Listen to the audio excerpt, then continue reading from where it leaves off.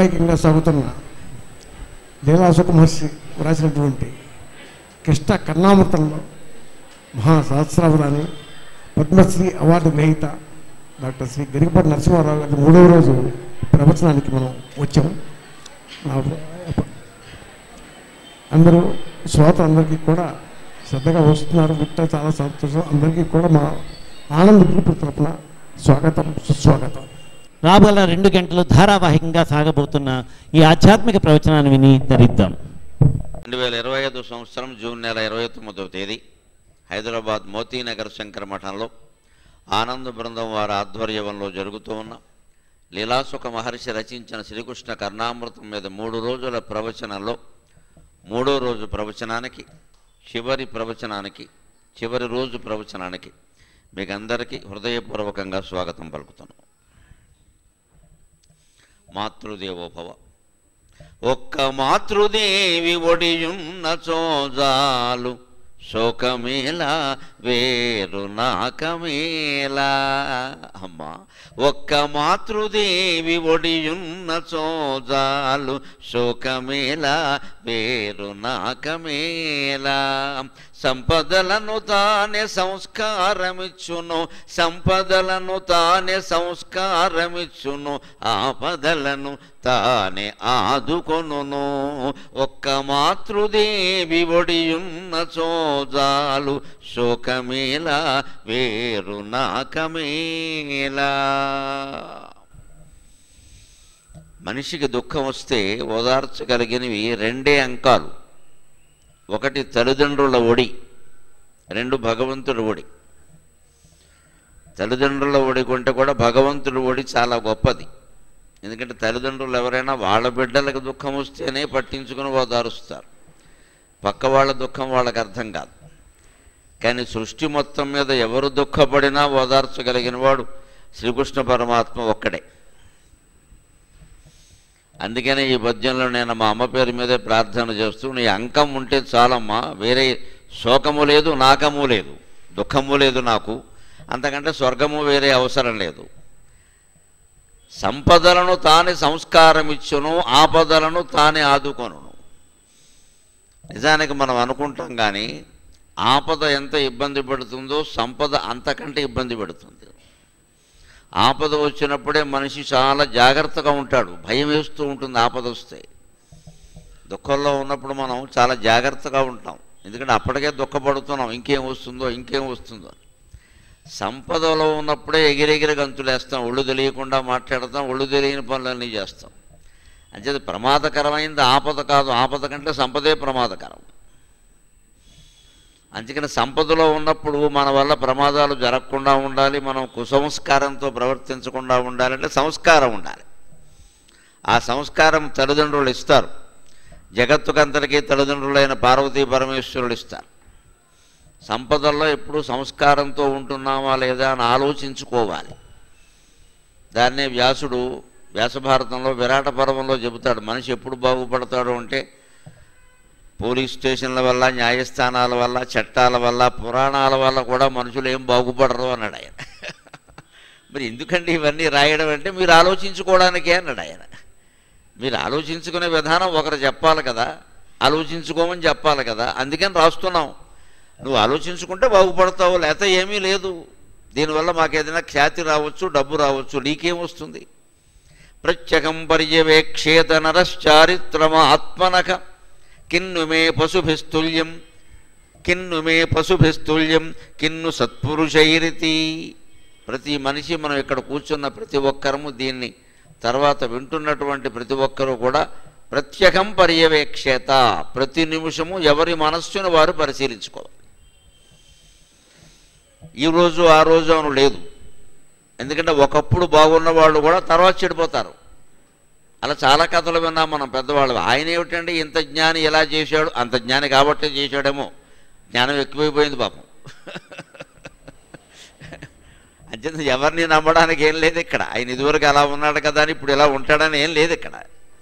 ఎప్పుడు ఉంటాం మనం అంటే ప్రతి క్షణం ఎవరి మనస్సును వారు పరిశీలించుకోవాలి. ఎలా పరిశీలించుకోవాలి? వ్యాసుడు చెబుతున్నాడు, నరశ్చారిత్రం ఆత్మనక. సంస్కృతంలో చరిత్ర అంటే క్యారెక్టర్.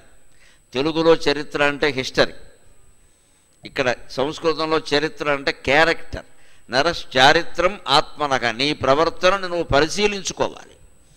ఎందుకంటే మనిషి ఇతరుల్ని వంచన చేయగలడు, లోకాన్ని మొత్తం వంచన చేయగలడు, కానీ ఆత్మవంచన ఎవరు చేసుకోలేరండి. చాలా కష్టం అది. అంతఃకరణ ప్రశ్నిస్తూ ఉంటుంది, నువ్వు చేసావు కదా. అందుకే మనం నిజంగా తప్పు చేసామో లేదో మనకు తెలియాలి అంటే, మా తప్పు మళ్ళీ చేయకుండా ఉండాలంటే పూజామందిరమే పెద్ద న్యాయస్థానం. మన ఇంట్లో పూజామందిరమే పెద్ద న్యాయస్థానం. అక్కడ భగవంతుడు ఒక్కడే ఉంటాడు. నీ ఇలవేలుపు అమ్మవారో రాముడో శివుడో కృష్ణుడో ఎవరో ఉన్నారు, మిగిలిన వాళ్ళు అక్కడ ఉన్నారు, అన్ని విగ్రహాలు ఉన్నాయి. అక్కడ కూర్చుని ఏదైనా దుఃఖం వచ్చినప్పుడు ఏడిస్తే వెంటనే మనకే లోపల నుంచి ఒక స్ఫురణ వస్తుంది. చేసావుగా, పడకేం చేస్తావు, కర్మ అనుభవించద్దు ఏమిటి అని వస్తుంది. దొరికిందిగా సమాధానం. న్యాయస్థానాల్లో తీర్పులు 10 ఏళ్లకి 25 ఏళ్ళకి కూడా వస్తాయో రావో చెప్పలేం.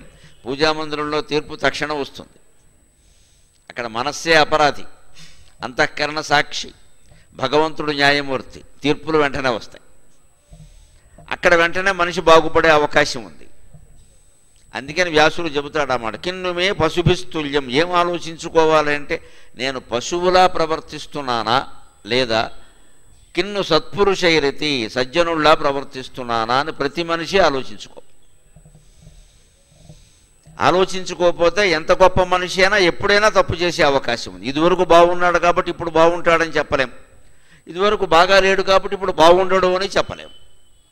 ఎవరి ప్రవర్తనకి స్థిరత్వం అనేది లేదు. దాని నుంచి మనని కాపాడుకోవడానికే మనం కృష్ణ కర్ణామృతం పేరు మీద ఎన్నో అంశాలు చెప్పుకుంటున్నాం, మన జీవితాలకు ఉపయోగపడేవి. ఈవేళ ముఖ్యంగా ఆ ఆత్మ పరిశీలన ఉండాలి అంటే వైరాగ్యం బాగా ఉండాలి. ఈవేళ సమాజంలో అర్థం కాని విషయం వైరాగ్యం. భక్తి అన్నా ఒప్పుకుంటారు, జ్ఞానం అన్నా కూడా అర్థం కాకపోయినా ఒప్పుకుంటారు, కానీ వైరాగ్యం అనేసరికి మాత్రం చాలామంది ఒప్పుకోరు. వైరాగ్యం ఉంటే పనులు ఎలా నడుస్తాయి, వైరాగ్యం ఉంటేనే పనులు నడుస్తాయి. ఇప్పుడు మన పనులు ఎందుకు నడవట్లేదంటే వైరాగ్యం లేక. ఇది కావాలి కావాలి అవ్వాలి అనే పట్టుదల ఉండకూడదు, అదే వైరాగ్యం. పని చెయ్యకపోవడం వైరాగ్యం కాదు. వైరాగ్యం అంటే అన్నీ వదిలేయడం కాదు, ఉన్నది చాలు అనుకోవడం వైరాగ్యం. ఉన్నది ఏదో చాలు కదా, ఇంకెందుకు వేరే ప్రయత్నం చేస్తున్నావు ఊరికే. అది చాలామందికి నచ్చదు. ఆధునిక కాలంలో అనారోగ్యాలు రకరకాలుగా ఎందుకు వస్తున్నాయంటే మానసిక ఆందోళనలు ఎక్కువయ్యాయి. ఇప్పుడు శారీరక అనారోగ్యాలతో పాటు మానసిక ఆందోళనలు ఎక్కువయ్యాయి. మానసిక ఆందోళనకి దురాశ ఒక్కటే కారణం, వేరే ఏం చెప్పక్కల్లా. దురాశ అయినా కారణం అవుతుంది. లేదు దుఃఖం. దుఃఖం అంటే ఏమిటి? దుఃఖం సుఖం రెండు మాటలు గమనించండి, రెండిట్లో ఖమ్ అనేది ఉంది. దుఃఖం సుఖం రెండిట్లో ఖమ్ అనేది ఉంది. ఖమ్ అంటే సంస్కృతంలో శూన్యం అని అర్థం. ఆకాశం, ఆకాశం సురవర్తమ ఖమ్ అంటారు. ఖమ్ అంటే ఆకాశం, ఆకాశం శూన్యం.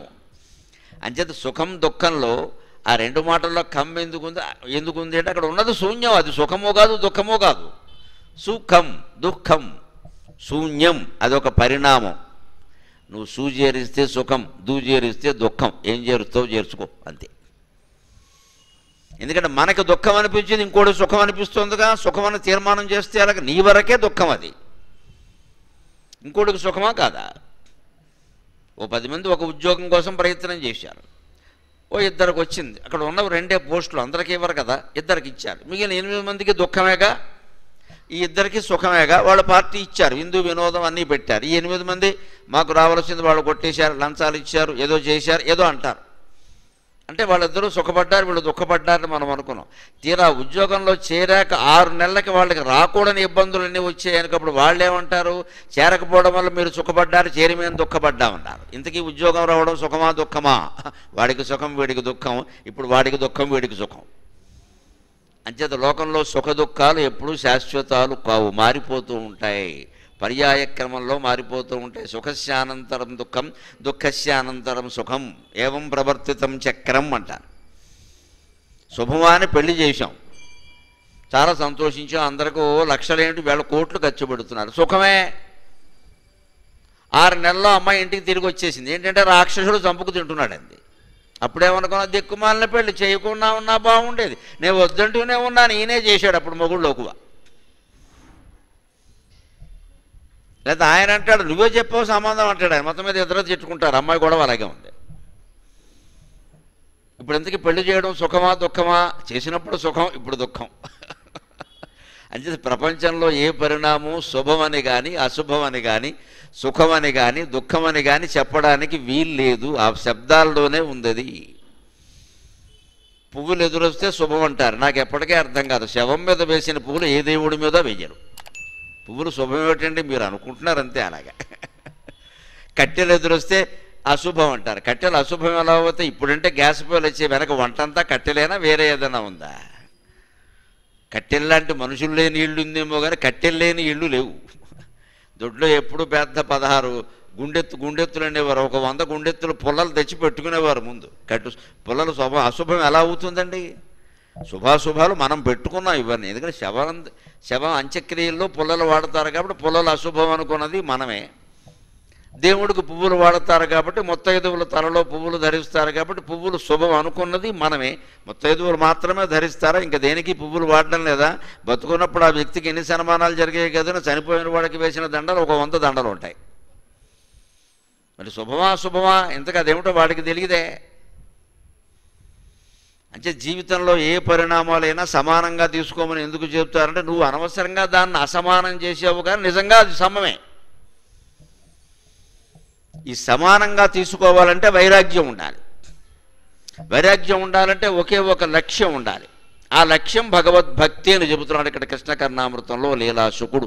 దాంతో ఇవాళ 3వ రోజు ప్రవచనం మనం ప్రారంభిస్తున్నాం. స్వామి నేను నిన్నొక్కటే కోరుతున్నా, రెండో కోరిక లేదు. భక్తిస్త్వయి స్థిరతరా భగవన్ యది స్యాత్. భక్తిస్త్వయి స్థిరతరా భగవన్ యది స్యాత్. దైవేన నః ఫలిత దివ్య కిశోరవేషే. దైవేన నః ఫలిత దివ్య కిశోరవేషే. ముక్తిస్వయం ముకుళితాంజలి సేవతే స్మాన్. ముక్తిస్వయం ముకుళితాంజలి సేవతే స్మాన్. ధర్మార్థకామగతయగా సమయ ప్రతీక్షాగా. ధర్మార్థకామగతయగా సమయ ప్రతీక్షాగా. భగవన్ త్వయి స్థిరతరా భక్తి యది స్యాత్. నీ యందు స్థిరమైన భక్తి నెయ్యి, నాకు ఇంకేం అక్కర్లేదన్నాడు. ఇది చాలా తెలివైన కోరిక. వెనకటికి శివుడు ప్రత్యక్షమైతే భక్తుడు తెలివిగానే ఓ కోరిక కోరాట. శివుడు అన్నట్టు ఆ కోరిక తీరుతుందిరా అని, ఇంత కోరిక అక్కర్లేదురా ఇంకా దాన్ని సూక్ష్మం చేయొచ్చు అన్నట్టు. ఏమిటి వాడు కోరిన కోరిక? మనం మామూలుగా పెద్దవాళ్ళు చెబుతూ ఉంటారు, అనాయాసేన మరణం వినా దైన్యేన జీవనం దేహి మే కృపయా శంభో త్వయి భక్తి మచాంచలం. అద్భుతమైన కోరిక ఇది. ఇంకేమిటి కోరిది? కాడు కీ పాయింట్లు 2 పెట్టాడు అందులో. అనాయాసేన మరణం, నేను చనిపోయేటప్పుడు నాకు దగ్గు కానీ రొంప కానీ జ్వరం కానీ ఏమీ లేకుండా సుఖంగా రాత్రి పడుకుని పొద్దున్న లేకుండా చూసేయమన్నట్ట. అనాయాస మరణం అంటే అదే. కొంతమందికి వస్తుంది అదృష్టవంతులకి, ఏమీ ఇబ్బంది, రాత్రి శుభ్రంగా తినేసి పడుకుంటారు, తెల్లారు లేపితే లేవరు. అంతకంటే సుఖం ఇంకోటి లేదు. అందుకే మనం రోజు పడుకునేటప్పుడు నేను చేసే పని మీకు చెబుతున్నా మొహమాటం లేకుండా, కనీసం 60 దాటిన వాళ్ళైనా చేయండి. రోజు అమ్మవారికి నేను దండం పెట్టుకుని, అమ్మా పొద్దున్న లేపితే మళ్ళీ నమస్కారం, లేదా ఇది చివరి నమస్కారం, గుడ్ బై, అంతే. అదే వైరాగ్యం అంటే. ఎప్పటికప్పుడు సిద్ధంగా ఉన్నాం. ఇప్పటికి 10 ఏళ్ల బట్టి నేను ఇదే మంత్రం రోజును. దీన్ని మాకు మా అన్నయ్య నేర్పాడు, పెద్ద అన్నయ్య. వాడికి నాకంటే 20 ఏళ్ళు పెద్ద. వాడు రోజు మంచమే పడుకుని, నేను వాళ్ళ ఇంటికి వెళ్ళినప్పుడు ఇద్దరం మంచమే పడుకున్నట్టు వాడు ఏదో ఇలా దండం పెడుతున్నాడు. అన్నయ్య ఏం పెడుతున్నావు అని అడిగాను. మా అన్నయ్య కదా, మా నాన్న లాంటి వాడు, పెద్దవాడు, పైగా నాకు 20 ఏళ్ళు పెద్ద. అంటే ఏదో నువ్వు పండితుడు రా, 100 శ్లోకాలు వచ్చినాక మేము ఏదో పెడతాం మామూలు. అలా కాదు, నువ్వు చెప్పవయ్యా అన్నాను. అంటే వాడు చెప్పాడు, ఇది నేను ఇంతే దండం పెడుతున్నాను రా అమ్మవారికి. అమ్మ పొద్దున లేపితే నమస్కారం, లేకపోతే ఇదే చివరి నమస్కారం. అంటే అన్నయ్య నా చదువు అంతా దండగా, నువ్వు పెట్టేదే సరైన నమస్కారం అని చెప్పాను.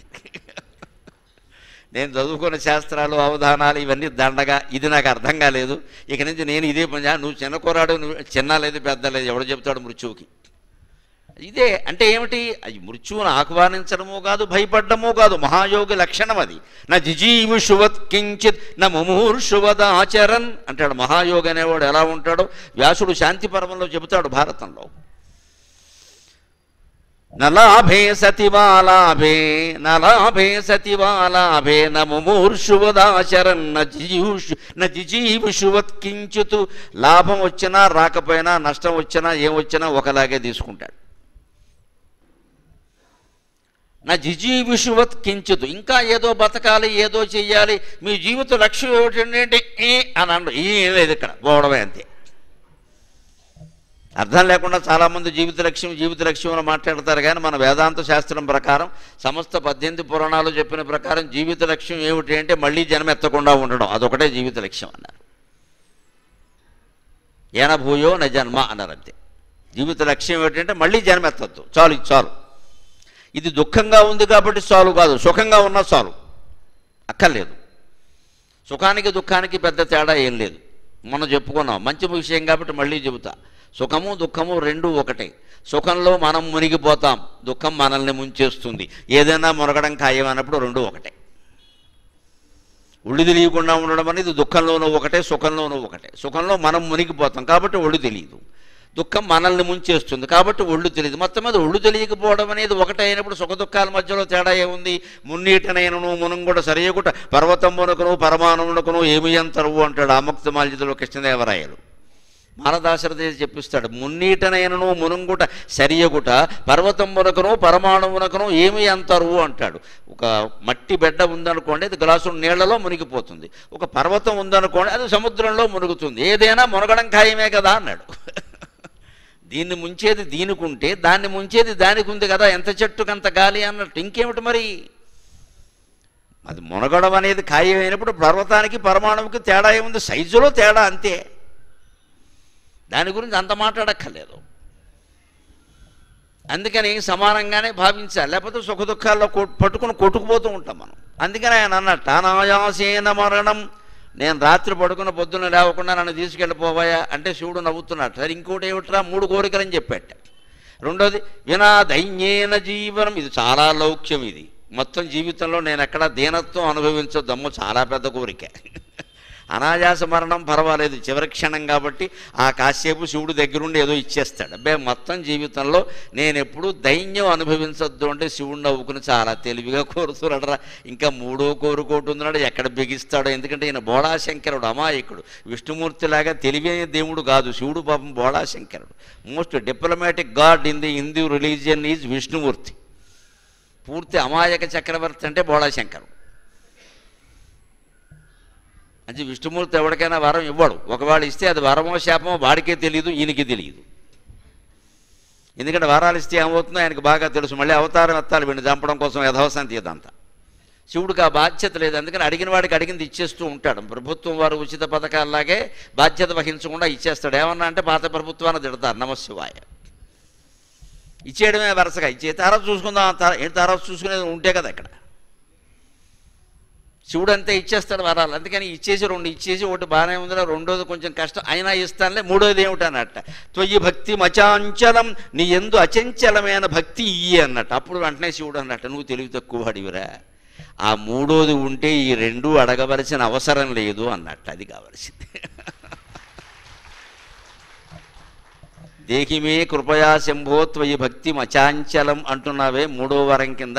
నా యందు నీకు అచంచలమైన భక్తి ఉంటే, భగవంతుడి యందు అచంచలమైన భక్తి ఉంటే, అనాయాస మరణం ఇవ్వమని, దైన్యం లేని జీవనం ఇవ్వమని అడగక్కర్లేదయ్యా. అది ఉన్నవాడికి వస్తాయి, అది ఉన్నవాడికి వస్తాయి ఖచ్చితంగా. అది వేరే ఏమీ లేదు అక్కడ.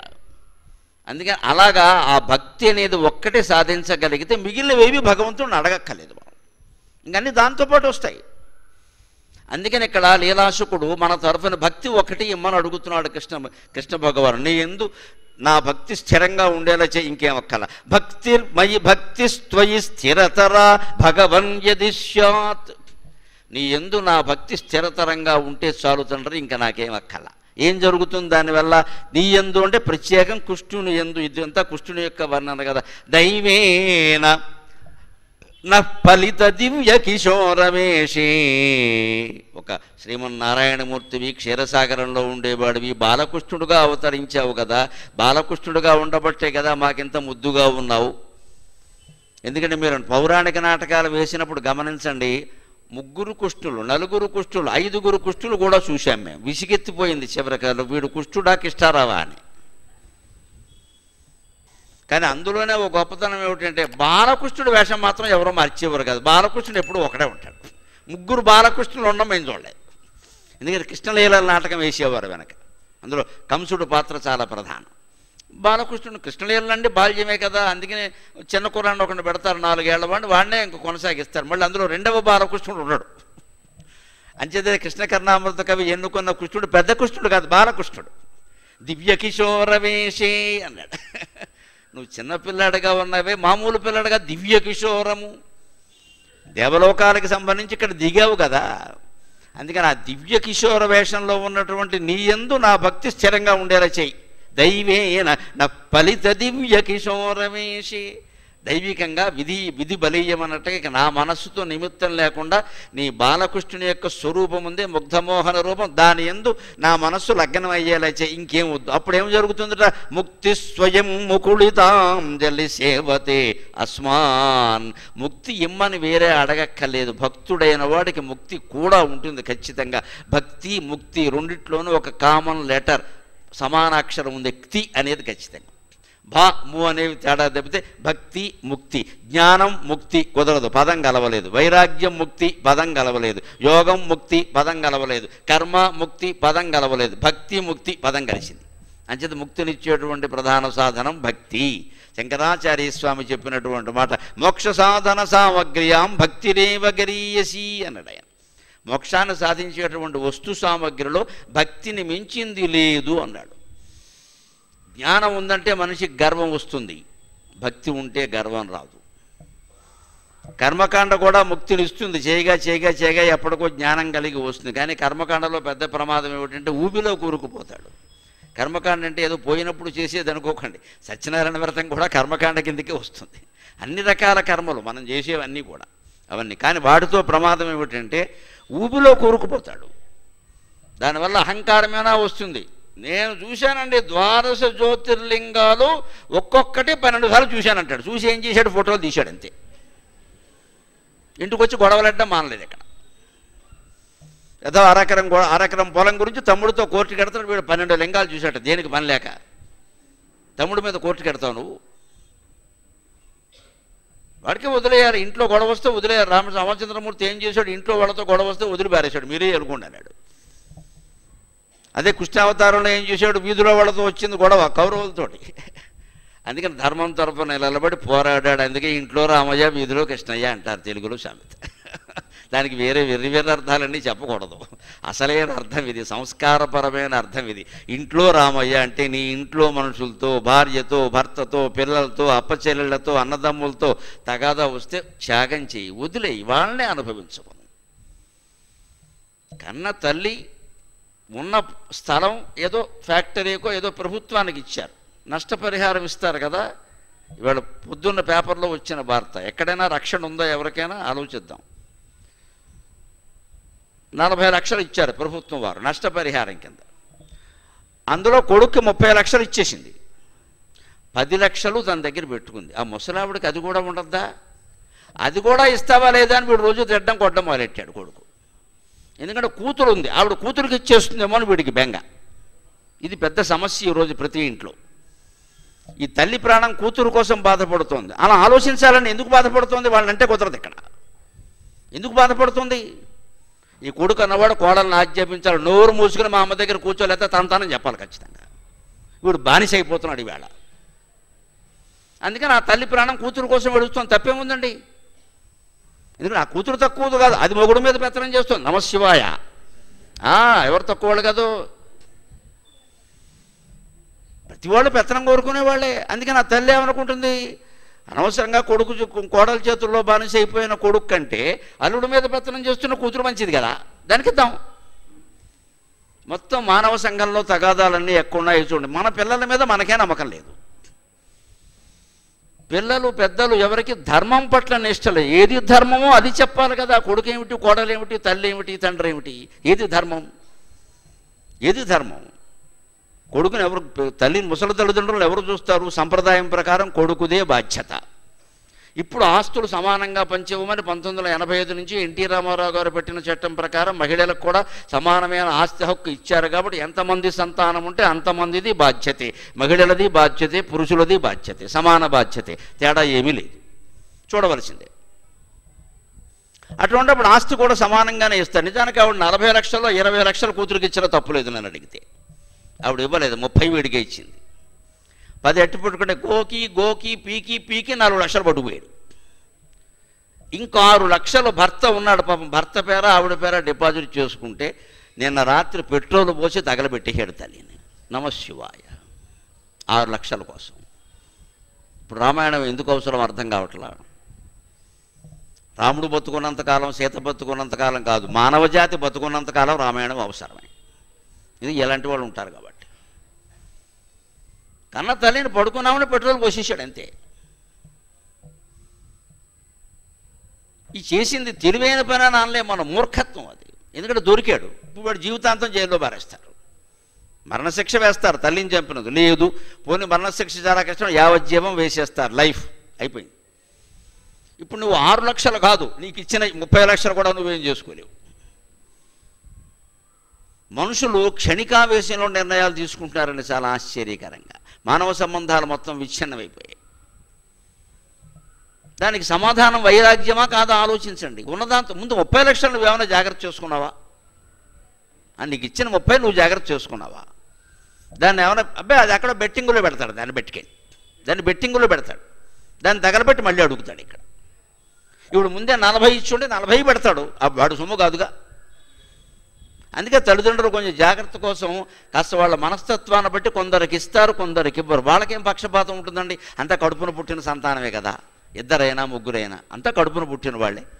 పోనీ పరాయి వాళ్ళకు ఉంటే ఉండదు, తల్లిదండ్రులకి ఏముంటుంది, అందులో తల్లికి ఏముంటుంది? అసలు ఇద్దరు ఆవిడ కడుపులోంచి బయటపడ్డారు, ఏం తేడా ఉంటుంది? ఆడపిల్లని మగపిల్లడని పెద్ద అబ్బాయిని చిన్న అబ్బాయిని ఎందుకు ఉంటుందండి? తల్లికి ఎందుకు ఉంటుంది ఆ తేడా? తండ్రికి ఎందుకు ఉంటుంది? వాళ్ళని నమ్మకపోతే ఎలాగా? మీరు ఏదో తేడా చేశారు, వాళ్ళ పట్ల పక్షం ఎందుకు ఉంటుంది? ఎప్పుడైనా వీళ్ళు పిలిస్తే పలకలేదు, వాళ్ళు పిలిస్తే పలికారు. అటువంటిప్పుడు కాస్త అభిమానం ఉంటుంది, సహజం. నువ్వు కూడా పలకరాదా, నువ్వు కూడా చేయరాదా? ఏం చేయకపోయినా ఇవ్వాలంటే ఎక్కడి నుంచి ఇస్తారండి? వీళ్ళు వృద్ధులకు రక్షణ లేని పరిస్థితి ఏర్పడింది సమాజంలో. వృద్ధాశ్రమాలు పెరగడం, అనాథాశ్రమాలు పెరగడం సమాజ అభ్యుదయానికి సూచన కాదండి, మానవ సంబంధాలు విచ్ఛిన్నమైపోవడానికి సూచన. అది అనాథాశ్రమాలు నడుపుతున్న వారికి, వృద్ధాశ్రమాలు నడుపుతున్న వారికి నేను నమస్కారం పెడతాను, వారు సేవ చేస్తున్నారు. కానీ ఆ పరిస్థితి పెరగనీయకూడదు, అది మన బాధ్యత. అది మన బాధ్యత. అమ్మా నాన్నని వృద్ధాశ్రమంలో పెడతాడు, అనాథాశ్రమానికి చందా ఇస్తాడు. వీడిని ఏమనాలే? ఆవును చంపి చెప్పులు దానం ఇచ్చాట, అదే కథ. ఆవును చంపెట్ట, ఆ చర్మంతో చెప్పులు చేయించి మంచి బ్రాహ్మణుడు, ఋగ్వేదం బాగా చదువుకున్నవాడిని చూసి దానం ఇచ్చాట. నువ్వు బ్రాహ్మణుడితో సమానమైన గోవుని చంపేశావు, దాని చర్మం చెప్పులు కుట్టించి బ్రాహ్మణుడికి దానం ఇస్తావు. నాకు పుణ్యం చెప్పు, నువ్వు పుణ్యం చేసావా పాపం చేసావా? ఇంట్లో ఉన్న పెళ్ళాం పిల్లల్ని మనం చూడం, భార్యాభర్త అనుబంధాలు బాగుండవు, తల్లిదండ్రులను అసలే చూడం, కాశీ వెళ్ళి దానాలు చేస్తాం. ఊళ్ళో ఏదైనా సంస్థ పెట్టారనగానే దానం ఇస్తాడు. ఎందుకని? పేపర్లో పేరు వస్తుంది, వేదిక మీద చెప్తారు. అమ్మా నాన్నకు అన్నం పెడితే పేపర్లో పేరు రాదుగా, పెట్టకపోతే రావచ్చు, బహుశా పెడితే రాదు. అంచేతనే మన కర్తవ్యాలు మనం చేసే చోట ఎటువంటి ప్రచారము ఆశించకూడదండి. భగవద్గీత సారాంశం అంతా అదే. కర్తవ్యమితి కర్తవ్యం, దాతవ్యమితి యద్దానం, కర్తవ్యమితి యత్కృతం. ఇది చెయ్యాలి కాబట్టి చెయ్యి, ఇవ్వాలి కాబట్టి దాని నుంచి ఏం ఆశించకూడదు.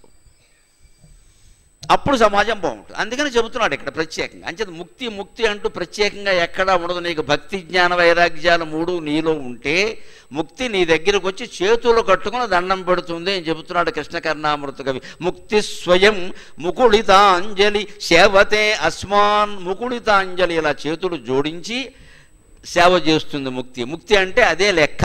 మన మనస్సే మనకి ముక్తినిస్తుందండి. వెంటనే ముక్తుడా బద్ధుడా, ముక్తిలో ఉన్నాడా బంధనంలో ఉన్నాడా అంటే ఎవరు పరీక్షలేం లేవు ఇక్కడ. సున్నితపు త్రాసు ఏమీ లేదు ఇక్కడ. మీ మనస్సు మీకు లెక్క. మీ మనస్సు శాంతిగా ఉందా? తిన్నన్నావు 2 గంటల్లో అరిగిపోతుందా? పడుకోగానే 2 నిమిషాల్లో నిద్ర పడుతుందా? వాడు ముక్తుడి కింద లెక్క. వేరే ఏం చెప్పక్కల. నిద్ర పట్టట్లేదు అంటే సంథింగ్ అంత తిన్నది అరగట్లేదు అంటే ఇంకా అదర్ థింగ్, సంథింగ్, ఎవ్రీథింగ్ చాలా ఉన్నాయి అక్కడ తెలుసుకోవాల్సిందే. మన మనసు మనకి లెక్కది ఖచ్చితంగా. ఏ బాదరబందీలు మన మనసును భావించుకుని అమ్మాయ హాయిగా ఉంది కాసేపు పారాయణ చేసుకుందాం అంటే ముక్తుడు, ఎంత గొడవలేదు, ఇంకా నువ్వు ముక్తుడు వెళ్ళిపోయి ఉన్నావు. ఏమిటో పారాయణ చేస్తున్నాం కానీ అమ్మవారు అలా పెట్టే బాధలు ఆవిడకన్నా కక్ష నీ మీద నాకు అర్థం కాదు. అమ్మవారు పెట్టే బాధలు ఏమిటండి, ఇది ఎక్కడ గొడవ? ఆవిడ బాధలు పెడుతుందా? ఆవిడ బాధలు పెట్టాడు. భగవంతుడు ఉన్నవాడు ఎవడైనా బాధల నుంచి విముక్తి చేస్తాడు ప్రార్థన చేస్తే. బాధలు దేవుడు పెట్టవేటండి, మన నోటంపట ముందు ఇదే. దేవుడు ఎలా కష్టాలు పెట్టేశాడు, దేవుడికి ఏం పని నిన్ను కష్టాలు పెట్టడం? దేవుడు వీలైతే సుఖ పెడతాడు, అది కూడా పెడతానని ఆయన ఏం చెప్పలేదు. వీలైతే నువ్వు ప్రార్థిస్తే జాలిపడి సుఖం వచ్చేలా చేస్తాడు, కానీ దుఃఖం వచ్చేలా చేసేవాడు దేవుడు ఎలా అవుతాడండి? కష్టాలు మన కర్మ కొద్దీ వస్తాయి, వాటిని తట్టుకునే విధానం ఏంటంటే భగవద్భక్తి. అది ఇక్కడ ఈ గ్రంథం ప్రకారం కృష్ణ భక్తి, శివభక్తి, రామభక్తి, దేవీ భక్తి ఏదైనా పర్వాలేదు, అది పెద్ద విషయం.